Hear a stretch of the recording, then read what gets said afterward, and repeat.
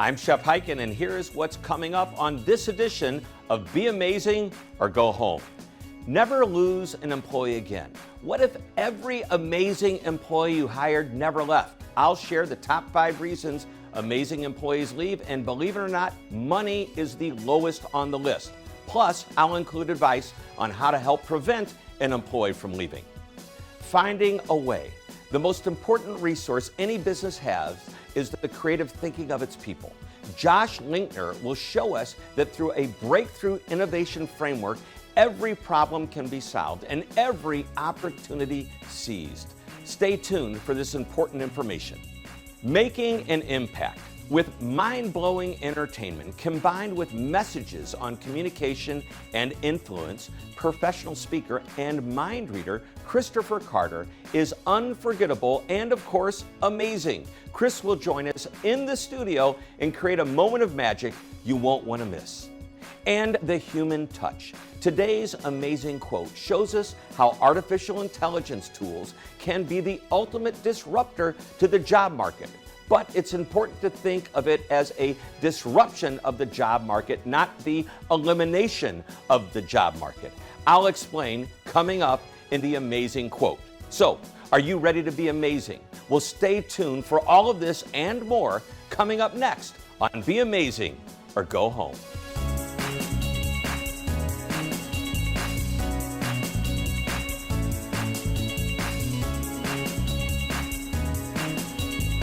Hello, I'm Shep, and this is Be Amazing or Go Home, the show dedicated to take you from average to amazing.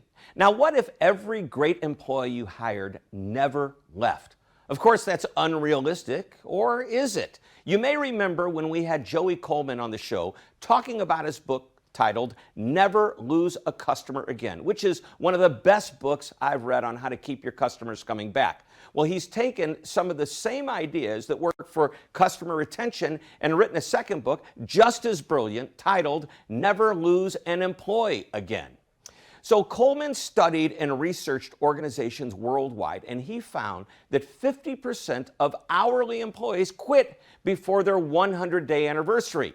For non-hourly or salaried employees, it's 20%. That's pretty high. So why do employees leave? Well, contrary to popular belief, the number one reason is not money. In the traditional exit interview, where an employee talks to their employer face-to-face, money is the easiest and safest excuse for an exit. The true reasons for leaving are more telling. So with that in mind, here are the top 5 reasons employees leave. Number 1, no clear career path. Nearly 25% of people don't see future opportunities in the organization. Most employees want to advance their careers and learn new skills. Laying out a potential path for an employee from the very beginning of their employment with you can have long-term benefits. Number 2, stress or lack of resources. Not providing employees with the tools they need or giving them too heavy of a workload can impact their emotional health, which could lead them to find work at another company. Number 3, health and family matters. As much as an employee may love working with your organization, personal health, a sick child, or an aging parent can interfere with their ability to work. Number 4, work-life balance. The job has to fit the employee's lifestyle. Something as seemingly insignificant as a long commute can negatively impact the employee's personal life so much that they choose to leave. And finally, at the bottom of the list is number 5, and that is money. Less than 10% leave because of money. That means 9 out of 10 leave for other reasons, often within our control. So, how can we keep good employees? Well, here are Coleman's top 3 pieces of advice. Number 1, affirm the employee made the right decision to come to work for you and your organization. The concept of affirm is one of the 8 phases of the first 100 days Coleman covers in his book. There are scientifically proven emotional reactions in which a new employee begins to doubt their decision to accept your job offer, known as new hire's remorse. Reaffirm your new employee's decision to accept your job offer. Establish a personal and emotional connection even before their first day. Number 2, onboarding must be practiced at a higher level. Now, don't just onboard the first day or the second day or even a week or two. If you're not painting a clear path for your people, but expecting them to manage and figure out their careers on their own, then you may deserve to lose them. The amount of time you spend with employees over the first 100 days directly correlates on how long they'll stay. And number 3, the employee's personal life is important.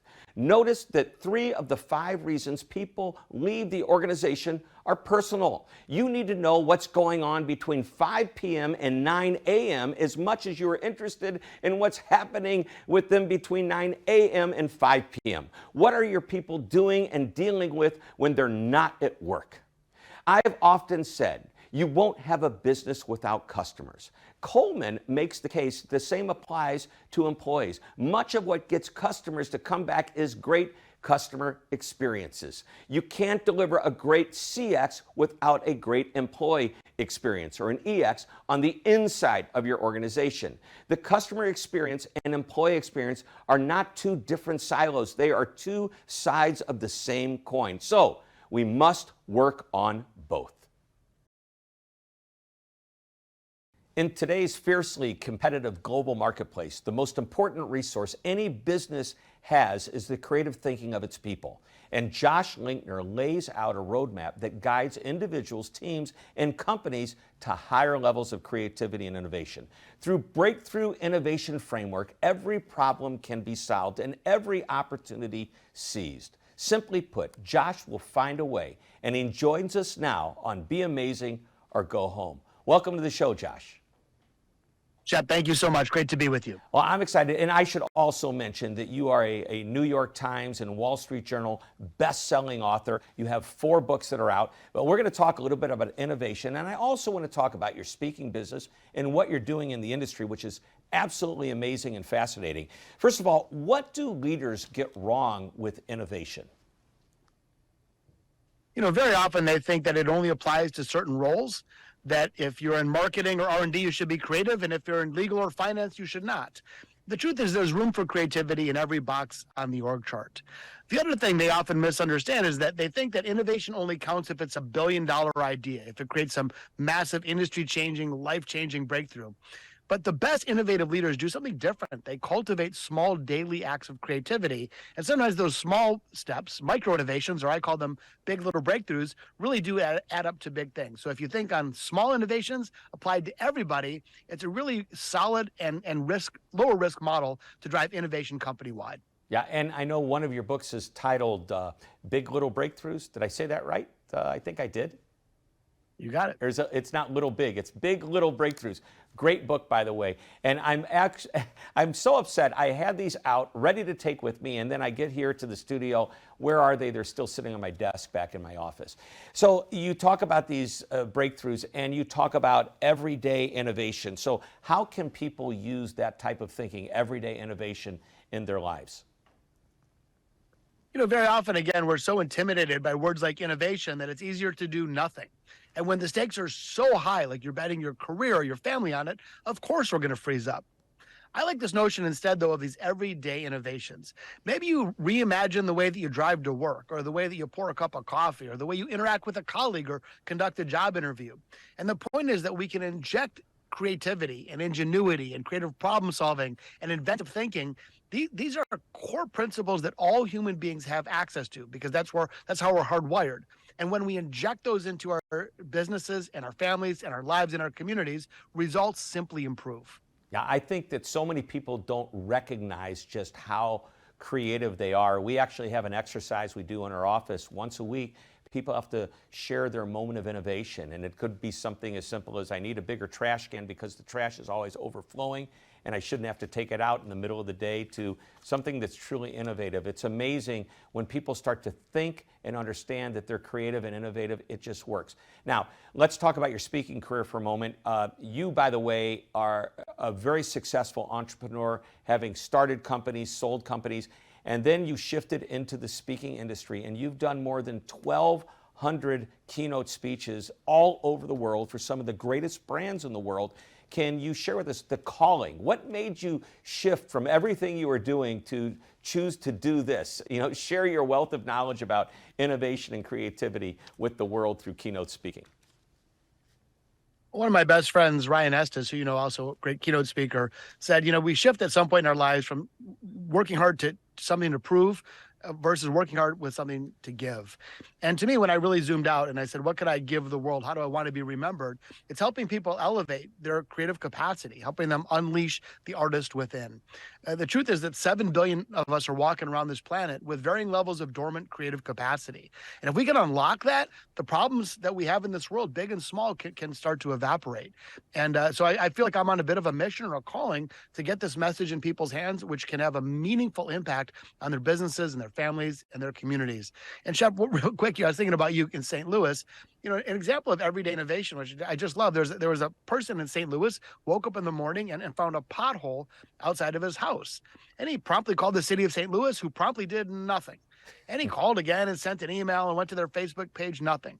So on the 3-month anniversary of this pothole being there, he put a birthday cake out on front of the pothole, lit the candles, sang it happy birthday for its 3 month of life as a pothole, released it on social media.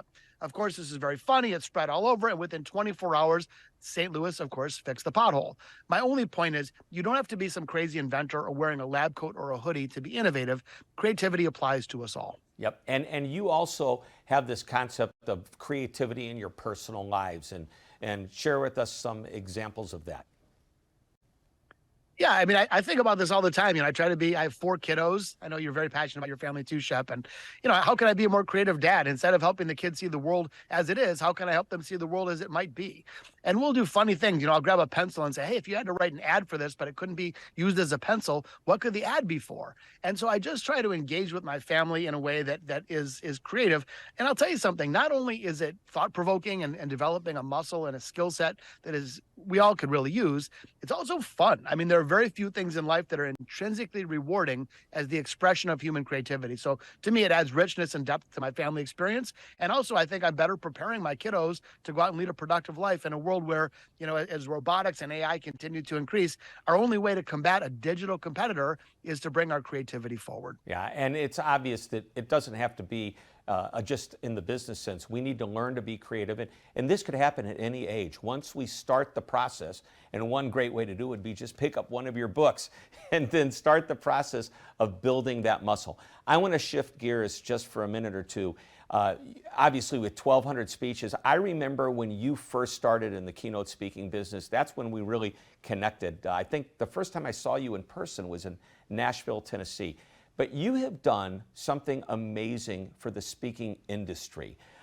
Let us know a little bit about Impact 11 and why you call it Impact 11. I love the name of this. I call it a company. It's a program. It's a community. But give us some insight on Impact 11.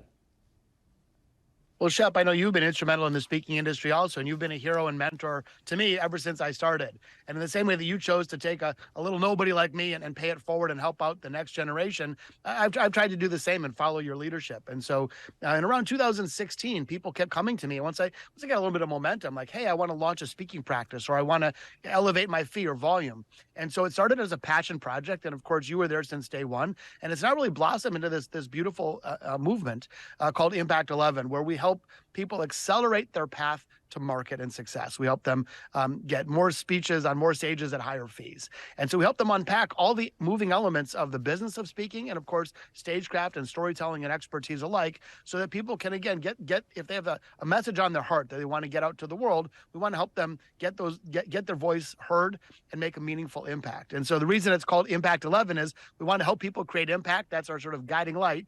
And on a scale from 1 to 10, we want to take it to 11. Impact 11. I love that. I love that. And that's great. If you could always think, what can I do to make it even better than a 10? And I will be a testimonial for you. I have been to at least 7 of the boot camps that you have that are, I guess, about 2.5 days. And you really get into it. And here's the thing. You're not your typical keynote speaker. You do some of the traditional things professional speakers and consultants and solo entrepreneurs go out and do. But at the same time, your creativity and innovation has taken you to a level in the fastest amount of time that I've ever seen. You're one of the most successful, recognized speakers in your industry, and that's because you make impact. And on a scale of 1 to 10, you deliver the 11. Same thing for your boot camp and the people in your community that have joined. They're experiencing an incredible resource when they come to your boot camps and get involved in the community. That's Impact 11 for anybody that's interested. All right, let's bring it back to innovation and creativity. I always love to wrap up my interviews by asking our guests, can you share one last nugget of information that we can go out and maybe implement right away when it comes to innovation? Yeah, one of my favorite techniques of all, we think of innovation techniques like this big scary thing. This is not scary or difficult at all. And I just call it the judo flip. The judo flip. So Shep, when you're out there next time trying to solve a problem or seize an opportunity, first take a step back and say, how have I always done this in the past? What is a traditional way of doing it? What does conventional wisdom suggest? And then here's the fun part. Say, what would it look like if I did the total opposite? What would it look like if I gave it a judo flip? So a judo flip is a little bit of mental gymnastics, but it's basically challenging yourself to do the exact opposite of what everybody else is doing. As you know, I run a venture capital firm called Mudita Venture Partners. We're in the middle of redoing our site. So first thing I did is I said, all right, what do all VC websites look like? And then what's the judo flip version of it? And in our case, instead of focusing on technology, we're focusing on intimacy and humanity. And so the judo flip is simply that, challenging yourself to find the polar opposite of conventional wisdom, sticking your finger in the eye of tradition, and in turn, actually, you end up yielding terrifically innovative ideas. Great idea, great advice, great way to close. Let me just say we call this show Be Amazing or Go Home, and the reason is because we love to talk about amazement, and you are amazing. You're a rock star. Thank you, Josh Linkner, for being on the show. Time now for the Amazing app, brought to you by Outreach Studios, and this technology is leading the way to integrate AI in our world and is the #1 disruptor in CNBC's 2023 Disruptor 50 list. So it's ChatGPT, and it's a large language model-based chatbot developed by OpenAI, notable for enabling users to refine and steer a conversation toward a desired length, a format, a style, level of detail, and even the language that's being used. ChatGPT is extremely versatile and does everything from writing computer programs, composing music, writing poetry and song lyrics, simulating entire chat rooms, and perhaps most importantly for the viewers of this show, generating business ideas. OpenAI says their mission is to ensure that artificial intelligence benefits all of humanity, and ChatGPT is the merging of AI and natural language processing to levels that take a huge step forward on how we communicate with customers. And the ChatGPT platform can also support customer service agents, giving them the information they need in the fastest possible time. Perhaps the most productive use of ChatGPT is using AI to support lower-level customer concerns through digital self-service channels, while providing customer service agents the answers they need for customers' more difficult questions. With this technology, there are concerns ChatGPT or AI in general could replace humans. Well, this is a big concern for customer service agents. Well, stay tuned, because later in the show, I'll share this episode's amazing quote, where I'll explain why the human touch will always be needed in the customer experience, despite all the ways AI could make an amazing impact on customer service. So, the time is now for businesses, especially customer service leaders, to embrace AI, because it can improve the customer experience beyond anything we've ever experienced before. And one way to do that is by using ChatGPT, a truly amazing app. Although he's recognized as a leading corporate magician and mind reader, Christopher Carter is the first to admit he's not psychic. He's simply an amazingly skilled observer of human behavior. With mind-blowing entertainment and innovation backed by rock-solid dependability, Christopher has been creating amazing experiences and moments of magic for more than 25 years. And joining us in the studio now is the one and only Christopher Carter. Welcome to the show. Well, thank you, Shep. It's a real thrill to be here. All right, so you're a mind reader. Well, read my mind. Well, you know what? I think I'd like to turn the tables just a little bit. Rather than me reading your mind, Okay. I want to see if you can read mine. All righty. So there are two envelopes. One of them contains a description of something that I'm going to try to project into your mind. Well, the other's weird, Shep, and we'll get to it in a bit. But Okay. in the meantime, since you're going to represent everybody watching, could you tell everybody how many pages are in the book? Oh boy, let's see. It looks to me like around 596 pages. Exactly. And Yes. more important, it's not a picture book. Yeah, No, words no. on This every is. I've page. actually read this book. This is a great Yes. it's a thriller. I love thrillers. Well, I will thumb down, and you tell me when you want me to stop. Stop. Now, I do want it to be your choice. People are going to think maybe I manipulated you. I could stop. I could go on. It's up to you. No, nobody's manipulating. Okay, good. me, especially you. Perfect. Let's mark this location. But Okay. next thing, I would like you to sit on that envelope. Slide it right underneath. Sit you. on it. Sit on it. Yes, Okay. exactly. And then I'm going to open the book where you stop me. Please look at and say out loud the page number. Looks like 293. 293 sounds good. Now, as you scan your eyes down from the top, yes or no, is there a word that stands out to you? There is. Remember it. Oh, okay. You got it. All right. Because we're going to have you tell everybody in just a bit. All but right. I mentioned I had written a description of what I was trying to project into your mind. Would you please pull that out for me? Okay. I will do Perfect. that. And open that up. You will see 3 sentences. Read aloud sentence number one. The page will be 293. Now, before you continue on, Okay. what was the word? Incredible. Incredible. Read sentence number 2. The word will be incredible. And finally, sentence number 3. The crowd will go wild. Well, we don't have a crowd, but if we did, they would be going wild. Well, I'm going wild right now. But okay. this is my question for you. This is incredible. Yeah, it actually is incredible. do you- Not just the word, but what you just Exactly. did is incredible. So do you really believe you saw page 293? I do. And do you really believe you saw the word incredible? I'm pretty darn sure I And when saw I the tell word. you didn't, will you believe me? I don't know. Open the book to page 293. Open a book to 293. Okay, 291, 92. There is a bit of a problem, There isn't is, there? I don't know if you can stop this. There is no 293. There is no- There's only the torn fragment yes. of what used to be 293 because I ripped the whole page out of the book, and it was the entire page that I was trying to project into your mind, and I'm about to prove that I did it because you have been sitting on an envelope. Okay, so, and you projected it into my mind. Exactly. So you didn't read my mind, you, Projected it. this man is evil, he's evil. Take it out. Check it out. Seriously. You've been sitting on that before you even looked in the book. Take out what you Oh my, find. there is a page. It is the page. It is a page. From a book, and if you would, let's find that right spot. I would like you to just line this up. We got to find our 293 right here. Line that up. Line Fits that up. perfect, doesn't So, it? There it is. A perfect fit. And that is 293. That is 293. And there is one word and there's circled, one word. and that It was is- what I and was that trying is to make exactly, you see. that is the word incredible. It's Incredible. right there. Good. Unbelievable. I don't know what to say. I'm supposed to ask you questions right now. But that's But I fantastic. already know what the questions are going to be. You're right. It's very good. Very good. Seriously, I mean, you do this all over the world. All over the world. All over the yes. world, and you entertain corporate audiences at sales meetings, At sales meetings, conferences. exactly. Yeah. Incentive events, conferences, you bet. And what's your typical audience like? Well, typical audience is there for a business meeting, and typically I will do 2 things. First of all, I will very likely entertain at a gala dinner during it, which I'm an after-dinner entertainment.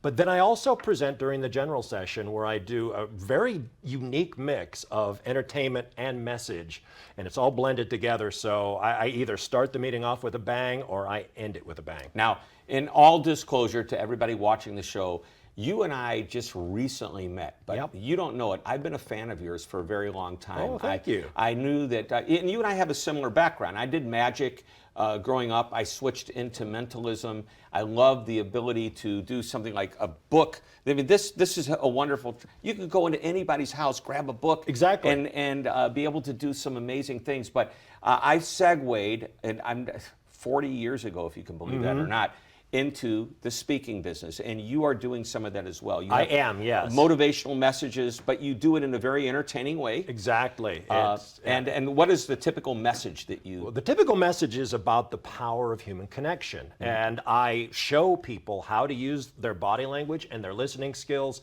to connect and build trust. Yeah. and you use magic or mentalism in the speech. Exactly. And with that, I illustrate, my theory is this. A lot of the things that we do on show business really work beautifully in business. And so I distill some of those lessons from the stage so that if you want to sell more, you can. If you want to connect with your colleagues, you do. Wow. And can you give me, what's one of your big messages that you like to share with an audience? One of my big messages is that the best way we connect is to become the kind of person that people actually want to communicate with. And we do it through enhancing our listening skills. And we do it not only with the questions that we ask, but also the way that we're present when we talk to somebody, the way we make eye contact, the way we energize a conversation. Yeah, so, and there's no magic or mentalism there, although the uncanny ability to listen well is like magic. Exactly. So, funny story, when I was very young, Johnny Carson was my idol. From the Understandably, Tonight Show. yeah. And I didn't even realize he had done magic as a kid growing up, and that's what led him into his show business career. But one of the things I always did when I went out on a date, if I had a really bad date, I would, when I say a bad date, it's obvious I met this girl, we're not getting along, we're not communicating well, it's never going to happen again. Right. What am I going to do? I'm going to be the most incredible listener. So I would queue up questions, and I would ask, and then I would just listen, and I would respond like, oh, really? And then she would say more, and then at the end of the evening, I'd say thank you, knowing I was never going to see her again, and maybe a friend of hers would come up to me later and say, boy, you guys talked forever. Well, I didn't talk. I just listened. And you've obviously understood the most crucial component of that. It's not enough to listen to a person. They have to feel that they have been listened to. Yep. And when they do that, there is a magical connection. Yep, you feel that connection. And also, I believe that if you're listening well, you're probably responding and you act as if you're curious. And curiosity is a really cool way to build a relationship as well. Absolutely. Yeah, so ask the right questions, but most important, listen. So, this is the perfect thing. Entertainment in the evening, at the gala event, at the after dinner, whatever, maybe at a cocktail reception, and then you do the next day, or maybe you kick off a meeting and you actually entertain and motivate and teach great business skills at the same time. Exactly right. And that's exactly what Christopher Carter does. Thanks for being on the show. My pleasure. Thank you. Right. Well, it's time to hear from you and time to Ask Shep, which is brought to you by Outreach Studios. Now, you can find me anywhere on the web, including these social channels. So use the hashtag AskShep to ask me your questions or share your amazing stories. So let's begin with our first question. Sometimes I'm so frustrated when I call a company's customer service number. I try and be nice, but that doesn't seem to always work. What do you think if I yelled at them? This is a great question. A couple of old expressions come to mind. First, the squeaky wheel gets the oil, which means if you make enough noise, you might get some action. On the other hand, another expression might be more appropriate for these situations, and that is, you catch more flies with honey than vinegar. So be friendly, but be stern. Ask for the agent's name so they know you have it. Be direct about the problem. If you feel you're getting angry, stop and pause. You can ask for a supervisor. And if you really feel you're 100% right and they're wrong, consider ending the call and calling back to get a different agent. A different agent may see things differently. I'm amazed at how often I call a company and talk to 2 or more people getting a different answer each time. Well, here's our next question. I'm the owner of a small retail store. I have a lot of competition, especially online. What's the future of the traditional brick and mortar retail store? I can understand your concern. The future is bright for those that understand their customers. Know what they want and give it to them the way they want it. Brick and mortar has the capability of a more personalized human-to-human interaction. A local retailer can be more involved with the community they reside in. They can deliver a local experience, and while a physical store is nice, you may also consider a website with the capability to buy your merchandise online.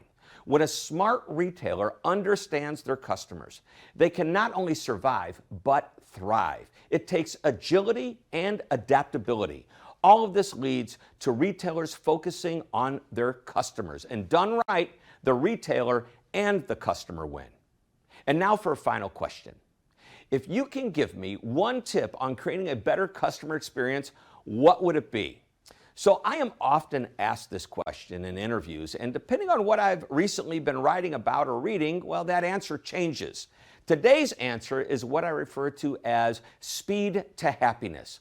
When a customer has a problem or a complaint, how fast can we get them back to being happy? And in this case, happiness is defined as the result that creates the confidence to enjoy doing more business with this company in the future. So don't just fix a problem or a complaint. Do it quickly. Move the customer from unhappy, disappointed, angry, or concerned to a place where they appreciate you and will say, "I'll be back." So, are you ready to be amazing? Remember, you can find me just about anywhere on social media. So connect with us on our social channels, and don't forget to use the hashtag AskShep to ask me your questions or share your amazing stories.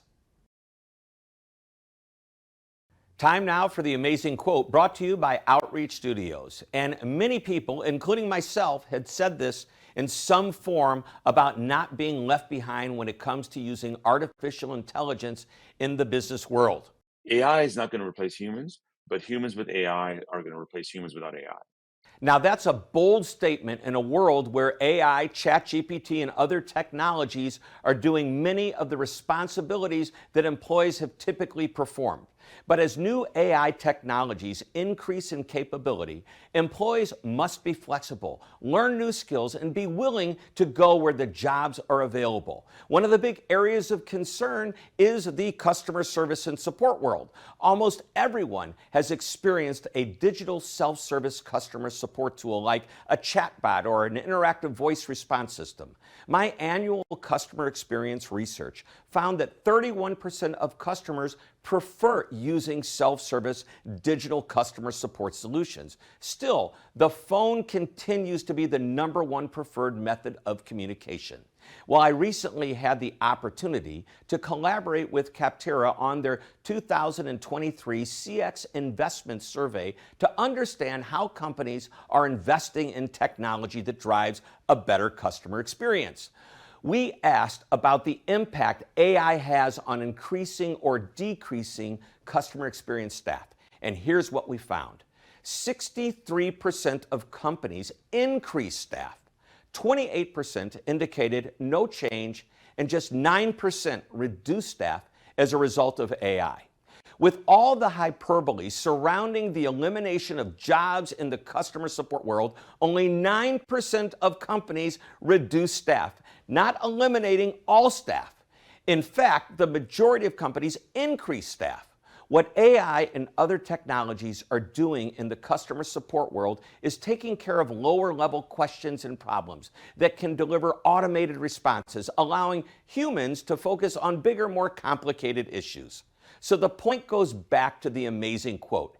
AI will not eliminate jobs, but it will change the job market. Always keep this in mind. The greatest technology in the world hasn't replaced the ultimate relationship building tool between a customer and a business, and that is the human touch. So consider that while AI can't build relationships, humans can. So if you combine AI and human-to-human conversations, you could get the best of both worlds, accessible and accurate information with a live person's relationship and credibility building skills that creates a winning and amazing combination. Well, that wraps up this edition of Be Amazing or Go Home. And remember, you can find me just about anywhere on social media, so be sure to connect with us on our social channels, and don't forget to use the hashtag AskShep to ask me your questions. Thanks for tuning in. This is Shep reminding you to always be amazing.